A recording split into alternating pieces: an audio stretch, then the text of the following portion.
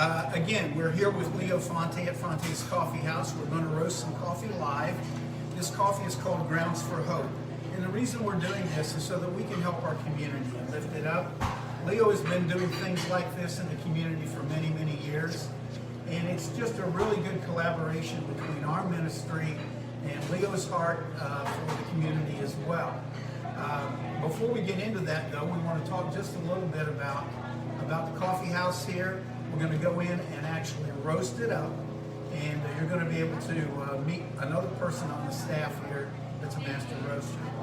So, Leo, when we brought you out to our office and had you take a look at that, it really seemed to have a positive effect on you. Yeah, I was totally inspired when we met Ron, and getting out there and hearing the story and the history, and the good work that you guys are doing to help folks right here in our community that absolutely need a hand up.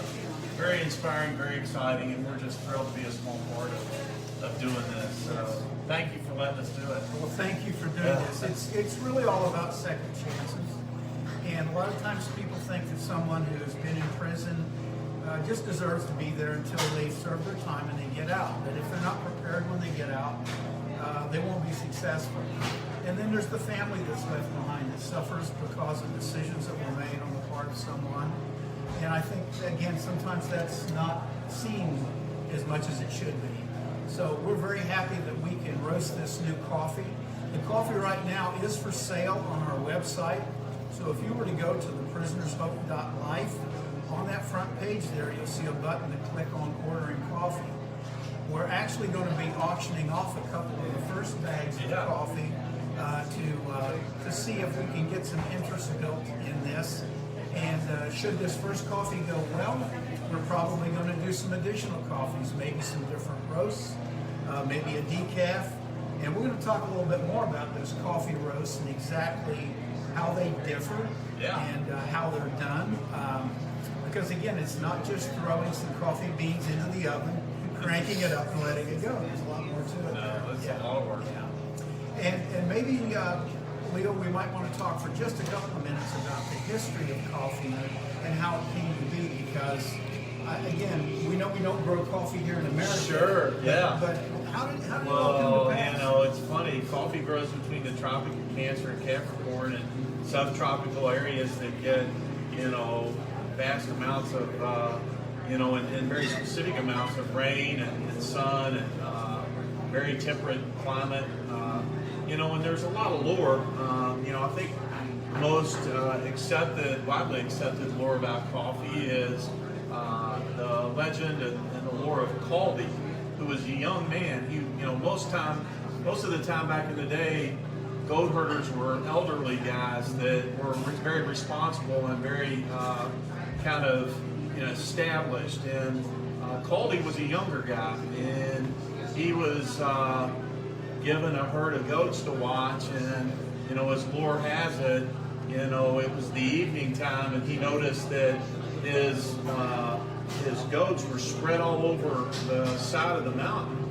And he had allowed them. He fell asleep, and when he came to, he saw the goats, and so he tried to get them all kind of gathered back together. And he noticed they were eating a cherry, a fruit, and they were wide awake and full of energy, just like it was midday sun.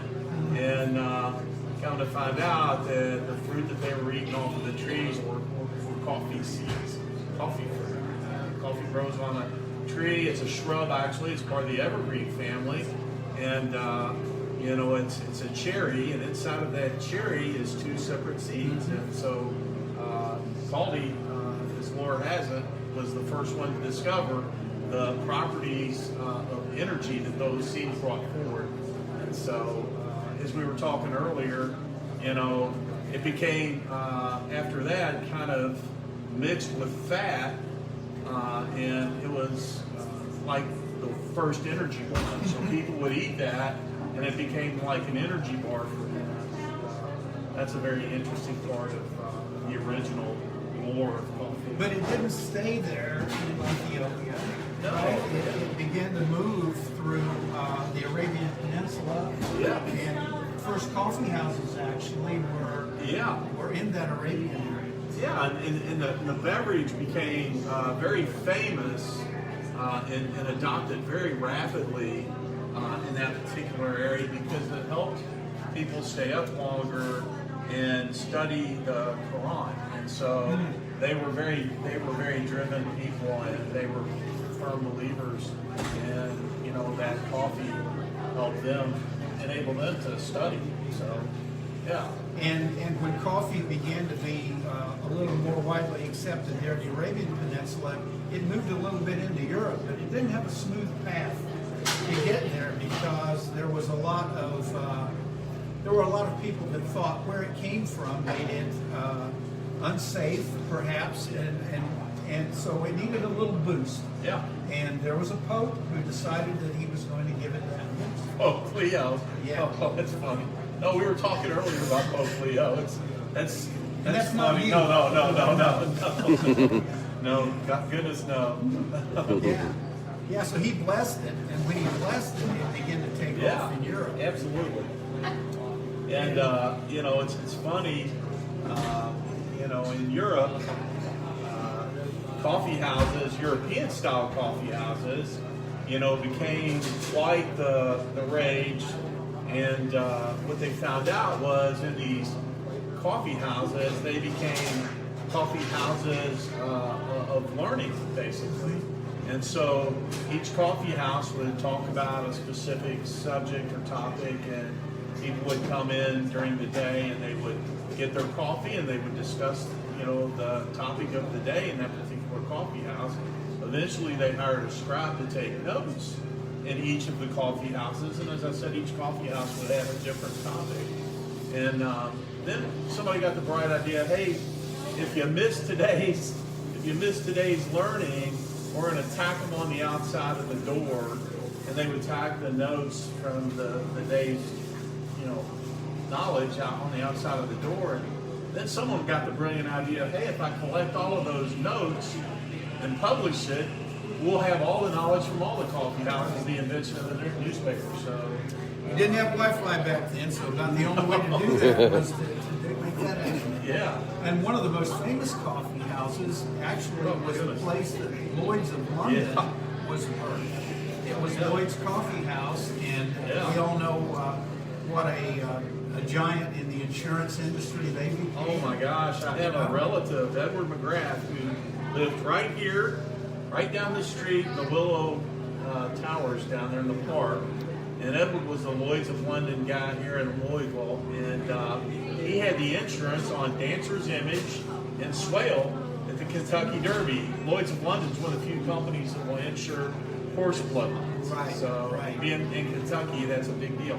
So that's pretty amazing. Yeah. Well, and again, coffee continued to spread into Europe. The Dutch ended up moving that into places like Martinique, which was actually where most of the coffees in Central and South America came from. Those millions of coffee plants that ended up getting distributed into the... I love the story of the French sailor Gabriel Mathieu de Cluse, who went into the King's Botanical Garden because at the time coffee was a drink basically meant for royalty. It was, medicinal. It had certain medicinal characteristics and properties, and so it was a guarded plant, and it was in the King's Botanical Garden. And Gabriel had the guts to go in there and take a sampling, and then took it on the ship as he shipped out the next day, and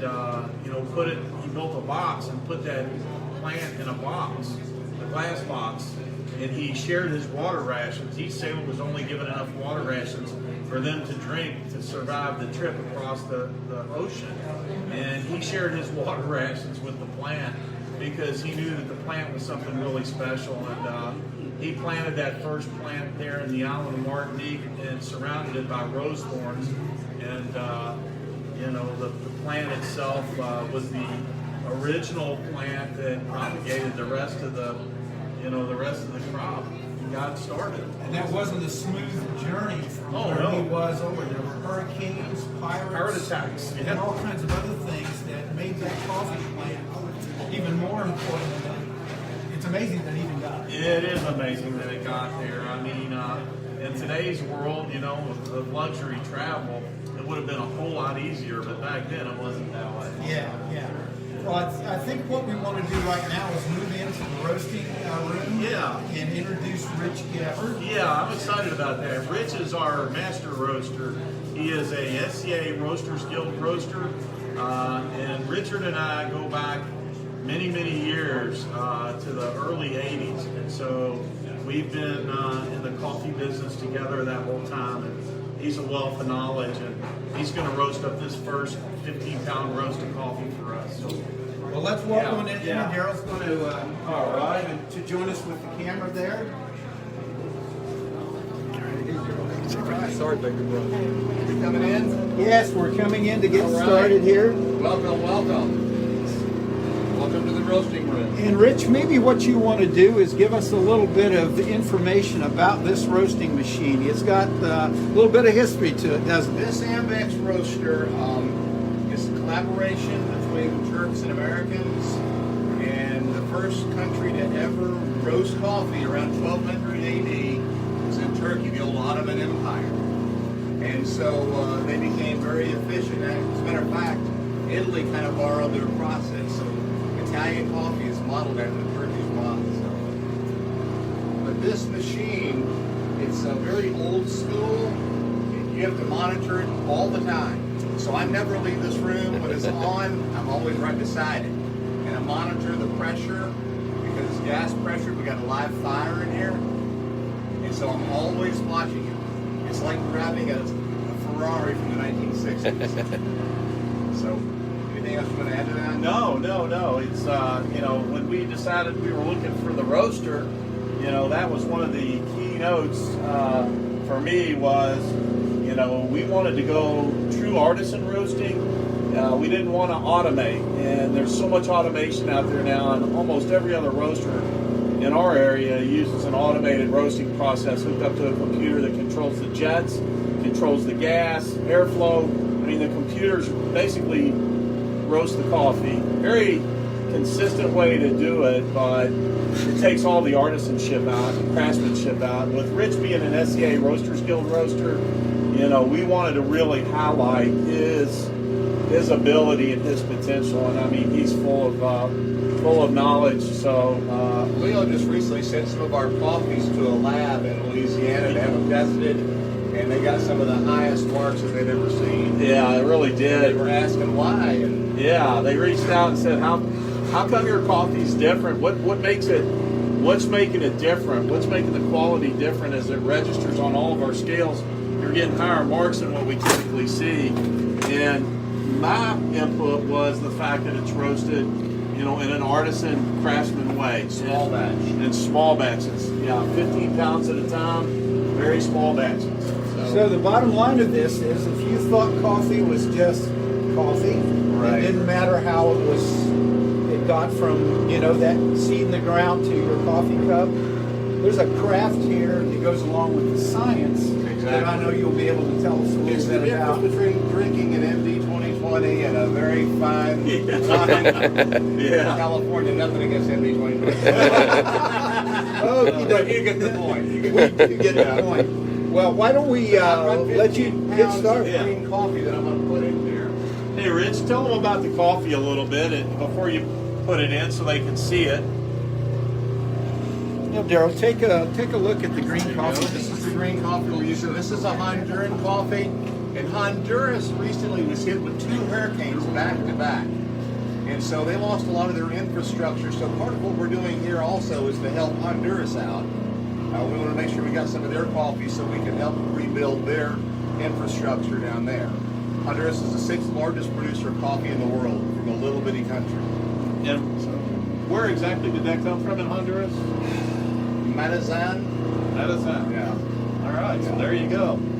All right, take a picture up there too, Daryl, as we put it in. This is where we store the green coffee, and I always drop a little bit in just to make sure that my shoes close, and then I'll add the green.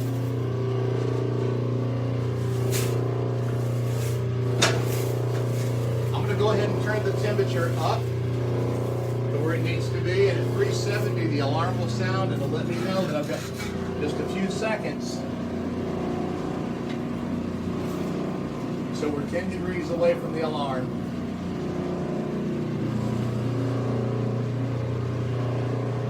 When he flips the handle on the top, it's very interesting to watch as the green coffee goes down into the drum.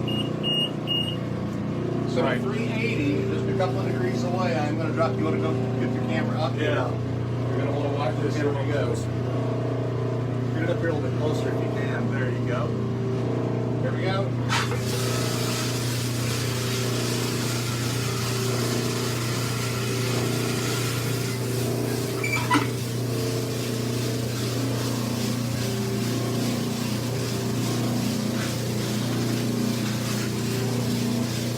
We've dropped the beans from the chute into the drum. And if you want to come over here, you can see our live fire.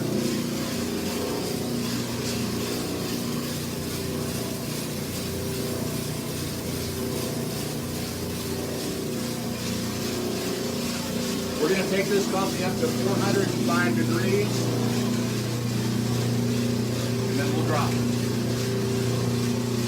You can see in a little window the green coffee kind of flipping around in there. And Leo, you want to describe for them the different smells that you're going to get? Yeah. Coffee goes through several different kind of aromas as it's in the roasting process. And, you know, the very first aroma that you're going to detect is wet grass. So it will smell like wet grass as it's introduced to the flame. And that's just as it's in its green state. As it starts to transfer a little bit more heat to the bean, it'll turn kind of a khaki color, almost like a little whiter than khaki, but just a faint khaki shade. And at that point, you're going to get the aroma of hay. And so the bean itself is then starting to develop. And these are things that Rich, as the master roaster, he's sensing these things as he's roasting. Computers can't do that. So then as the roast turns a little bit darker, as the heat's exposed to the bean, it goes through a process where it's called first crack in roaster slang. In scientific terms, that's called paralysis, and when it meets that point, the bean will start to pop like popcorn in a popper, and you'll hear it popping, and Rich will show you that here in just a minute, but right as it reaches, right before it reaches that, it's got the aroma of baking bread, and that's my favorite. I mean, it smells amazing. It smells amazing. And not only does it smell amazing, then it starts to pop, and then that's when Rich's job really, I mean, it takes it a little while to get there, and then it's like, all of a sudden, man, you got to be on, because it's a matter of seconds to really make or break the roast. And so, and that's where he is so skilled. He gets it to that point, man, he's on it. And so, but he's on it the whole time. As you can see, he keeps a logbook. And Rich, tell him what you do with your logbook. What I'm doing is I'm writing down the temperature per minute, and I'm monitoring where the temperature is, just like right now. And I'll write, I keep up with this, and we're able to log this in to keep up with where our temperature is supposed to be. But at the very end, like Leo was talking about, because this machine is a lot like a child, and you have to really know the child well. Some roasts are a little bit different. It's an agricultural product, so I may have to up or down the temperature at the very end just a little bit based upon where the cracks are, first and second cracks. And you just have to know the machine and know the coffee to make sure you get the right color.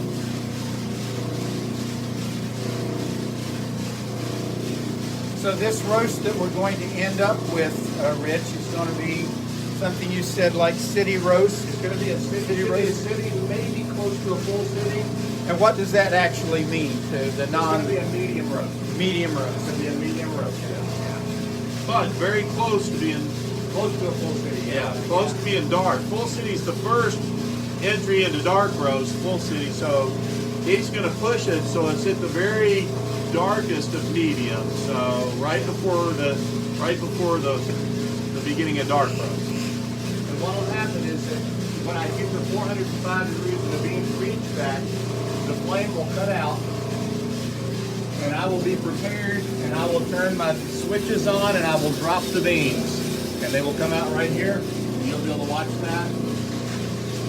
Well, a couple of questions that Yes, we sir. had from people who signed up to get a ticket were, I've always heard that dark roast coffee has a lot more caffeine in it. That's why I don't like it.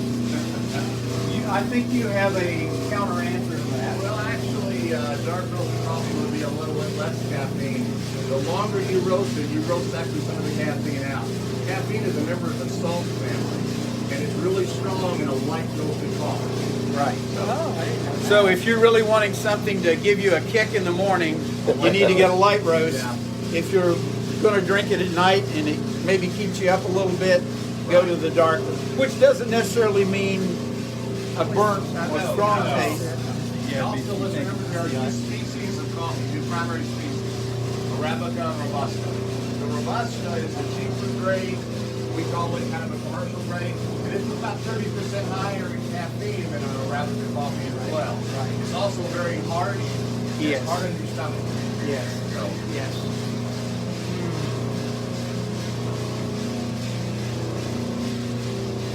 This is a super interesting process to see that, because coffee, even to get to that green bean stage that you showed us, Leo, tell us how long it takes for that Yeah. coffee seedling to grow into a tree Yeah, and then be able to produce anything you're actually using.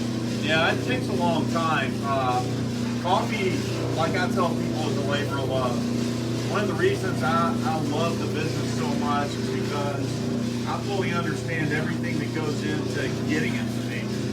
And it takes a farmer 7 years from the time that he picks the cherry off of his prized tree, his best tree. He'll pick the best cherries at their peak of ripeness, and then he'll pull that cherry and get the two seeds and plant them in fertile soil in a very controlled environment until it reaches a point called a soldier, and that's when it forms almost like a little helmet on top of a stem. And then once that happens, it's time to replant into a bigger pot. And they get it to be about this tall, and they take it out into the field, and then they plant it. 5 years later, after nurturing that plant, every day they pay attention to the plants. You know, typically the coffees we get are all organically grown, which means no pesticides, no fertilization. They naturally fertilize the plant.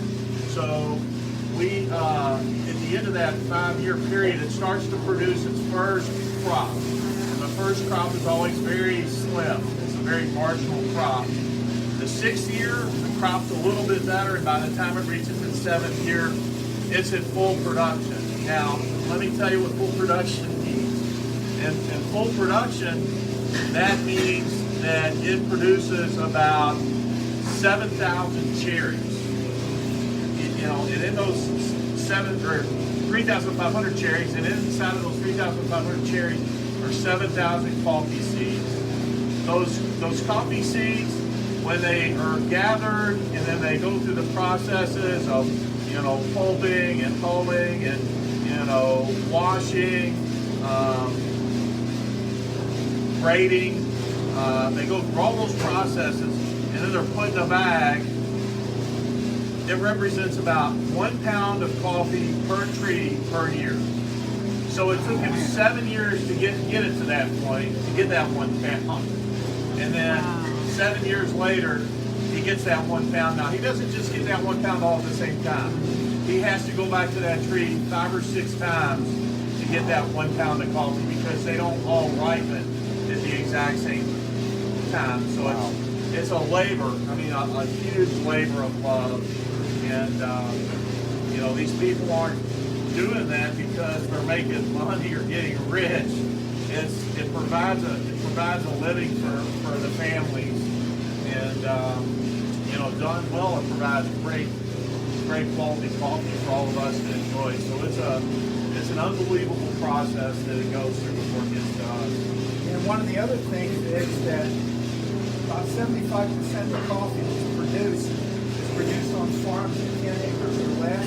They're family-produced farms. They're not gigantic haciendas where you've got hundreds and hundreds of acres of coffee being harvested. So if something goes wrong, like a hurricane or a coffee rust, which is a disease that coffees can get, that family's income can be just absolutely devastating. That's why doing this Honduran, I think, is a really important thing. We're going to do a lot to help our community here with the money we raise. We're also going to be helping people that we will never meet, who will never know who we are. Yep. The only thing they know is somebody bought some coffee, and that coffee was roasted. So when you're thinking about where to get your coffee, just think about that for a little bit. Yeah. We're doing good in a lot of different ways. God's given us an opportunity here that's a little bit bigger than Louisville, a little bit bigger than Fantes coffee, and bigger than the Pacific. So we're really excited about being able to do this. How are we doing, Rich? We're up to 326 degrees, Okay. so we're getting there. We're getting close. About 75 degrees away. Yeah. Are you getting any? Oh yeah, yeah. I'm smelling that hay. I'm smelling that hay. Yeah. Yeah, and this is like a 15 to 16 minute process to do. Probably got about a 15, 16. Have y'all smell it on the camera? Somebody well, tell me. we don't have smell-o-vision yet, unless you're looking at some shows on TV you don't particularly like. Everything else is virtual these days. We haven't gotten there yet. I'd like to have the patent on that one. Oh yeah, oh yeah, that would be good. And if you pan around the room here a little bit, Daryl, you can see there's a lot of different coffees up there in those canisters that are being prepared. Leo has a lot of different coffees here at the coffee shop, and those coffees can be purchased out here. He also sells those coffees retail on another coffee site called Arnold's Coffee. Yeah. And Arnold is actually helping us with this particular thing today. If you go over here, we're going to be giving away this $160 Bona Vida Connoisseur coffee brewer. This is one of the best coffee brewers made. So people that bought a ticket or made a donation, I've got names in a coffee cup over there. We're going to reach in there and pull somebody's lucky name out of there. This has the SCA seal of approval on it, and that's the Specialty Coffee Association of the world.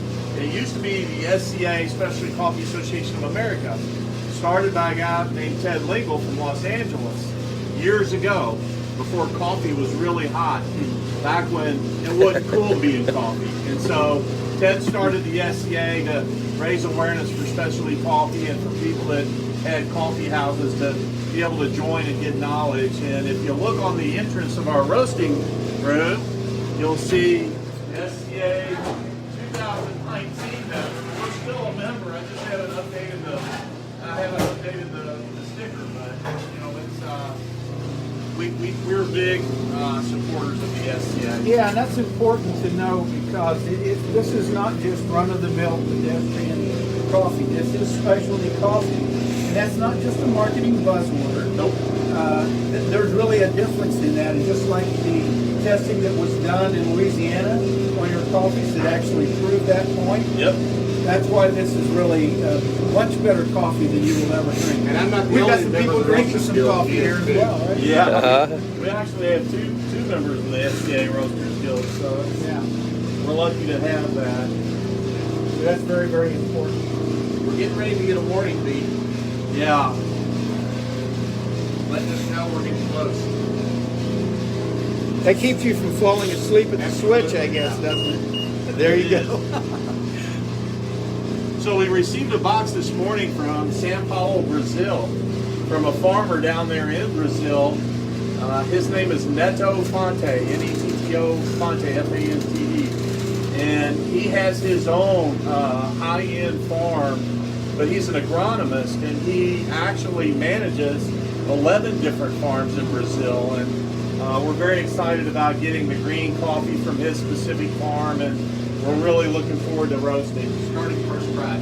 All right, so you want to get over there and let them hear that? Yeah. Hear that at all? Sure can. You can get the phone up close. Starting to sound like popcorn a little bit. Yep.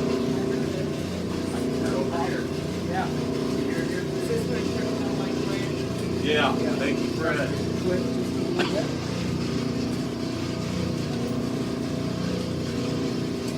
Oh yeah.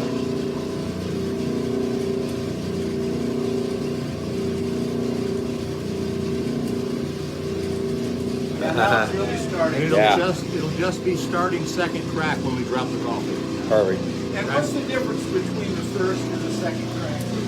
Yeah, second crack is a more volatile crack. It actually exceeds what you would call a crack. It becomes a snap. And basically what happens scientifically is inside the bean, it's exposed to so much heat, and it has absorbed the maximum amount of heat that it can absorb, and it starts to generate heat itself. And when the temperature of the heat inside the bean becomes hotter than the temperature of the flame that it's exposed to, it has to expand, and that's what causes first crack. Second crack's the same thing, only it's a snap. It's a much faster snap. Sounds like Rice Krispies. Sounds just Yeah, like Rice it really Krispies. does. Yeah. We're 10 degrees away, so if you want to kind of get Yeah, position, we we're want to get centered in the middle so you can see the coffee drop.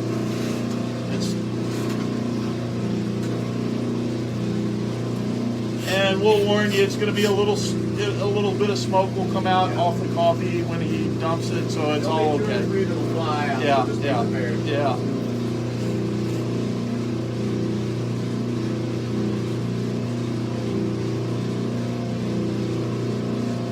I just think the machine itself is beautiful. Oh yeah. I mean, it's just it's amazing. We're getting ready to go. 3 degrees.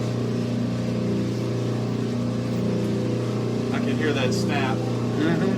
Just start.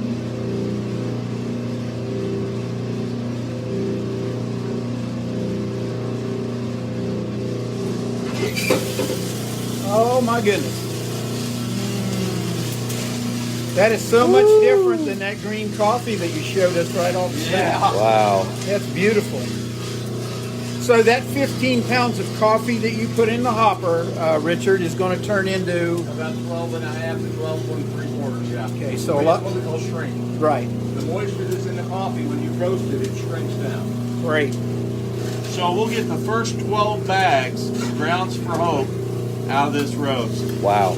Yeah, yeah. And, So that's truly small batch roasting. Yeah. I mean, 12 bags at a time. That's Yeah. not a lot. It's the annual production of 12 trees.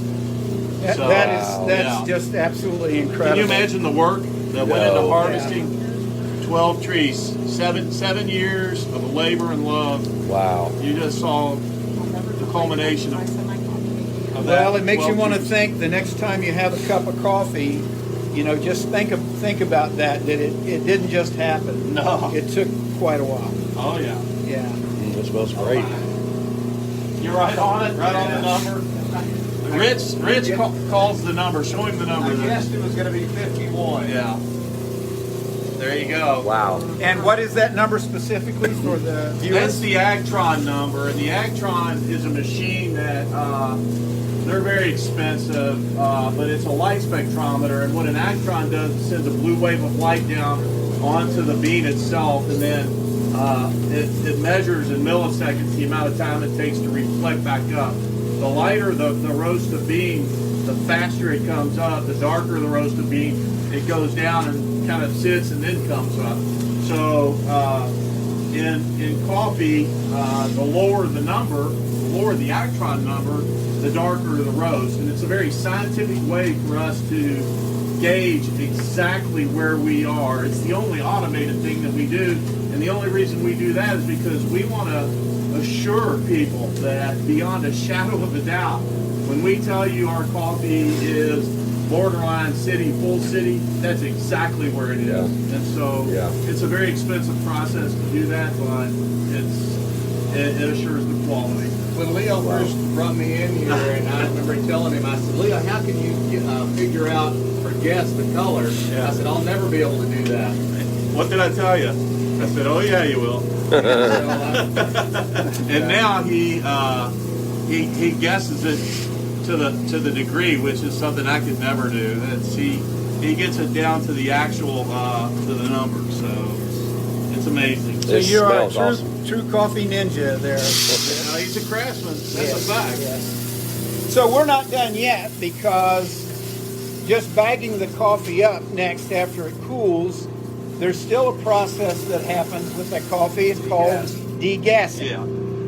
And allowing it to release The gas. some of the gases in there Yep. before you're actually going to get the Package maximum flavor out of that. That's right. Yeah, if we were to package it right now, put it right in the bag, hot, fresh out of the roaster, it would gas up, and if we didn't have a one-way valve, it would explode all the seams on the bag. Oh, wow. Yeah, it would actually pop the bag. So. Wow. Well, this is great, Rich. I really appreciate Thank what you you're all very doing much, there. man. I think what we'd like to do is move over to the other side of the roaster here. We're going to draw for the Bonavita and maybe just wrap things up a little bit. I'm going to weigh this up and see what our drink actually was. Okay, let's see how many pounds we have. Because I know you weighed a perfect So I said 15 pounds. Yeah, 15 down to 12.83 ounces. perfect. So. All righty. Wow. You about called it right, Rich. What's on the money? So over here I have 3 coffee cups. Daryl, if you can come over this way a little bit closer. Want it? Fantes Coffee House, Arnold's Coffee. Arnold is the one who is providing us with the Bonavita coffee brewer. He's also the retail site for Fantes Coffee. Arnold is my mentor. Arnold was in the industry back when I was in the industry. I started in '78. Arnold jumped in, and Arnold's just one of the smartest, most intelligent people I've ever met in my entire life. He served on the board of directors of hospice with me, and I knew that Arnold was the smartest guy in the room, so I sat next to him every single meeting and learned so much. But he is a coffee fanatic, and the he's just a brilliant coffee man. He has a heart of gold. Yeah, he has a heart of gold. He does, and he's helped our ministry out prior to this in many ways. And again, he's the one that introduced me to coffee, real coffee, not gas station coffee. And this, of course, is the prisoner's home here. Once again, we just want to say that the benefit that's going to come from this is going to benefit our community. We're going to help people with second chances. We're going to help the Honduran people. And we're trying to do good wherever we can. And this is just a unique way, I think, to collaborate, especially in this time that we're in right now, where getting together and doing things face-to-face has been somewhat limited. That's starting to open up a little bit, but we want to do more of these sort of things as well. So, down in here are some names. So I'm just going to have, one of the gals. Tana, would you come over here for a moment? Reach in there and grab a... Leo, would you like to read the name off of that? One of our ticket holders.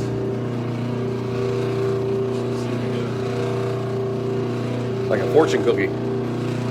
James and Deborah Peterson. There you go. There you go. Well, congratulations. Yay! Yeah. Congratulations, James and Deborah. We'll notify you about that if you aren't on right now.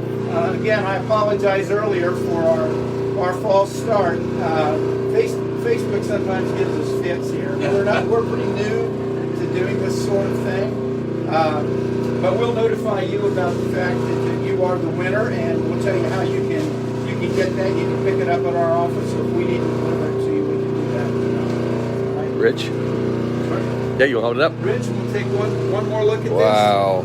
Look at that beautiful coffee. That is amazing. It smells unbelievable.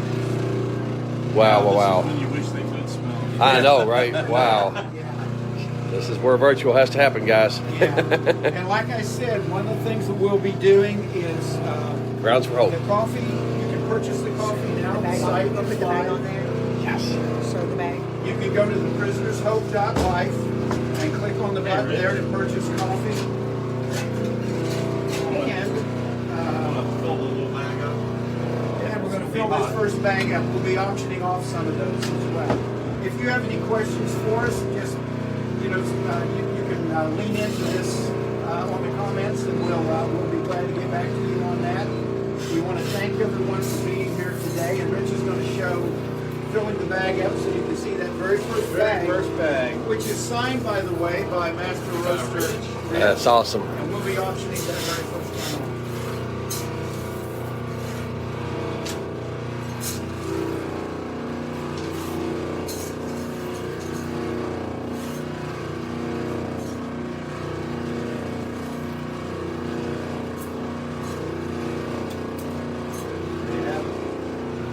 Woo! All right, there we go. Hey, Woo-hoo! and as they say on television, but wait, there's more. There's more. As I'm standing here thinking, I thought of something new that we're going to do with Richard. If you get online and you bid and you're the successful bidder for this bag, we're going to give you a 1 hour in the roasting room with Mr. Gabbard. Oh, with wow. Rich, to get up close and personal, hands-on, so to speak, with the coffee roaster. And it will be quite the experience. Wow. So that's the added value to That's the successful awesome. bidder on that coffee. Thank you, Leo. Woo! Thank you, Richard. All right, we're going to cut away right now. Hope you guys enjoy the rest of your day, and thank you for joining us. Have a blessed day. Thank you. Thank you, guys. Yeah.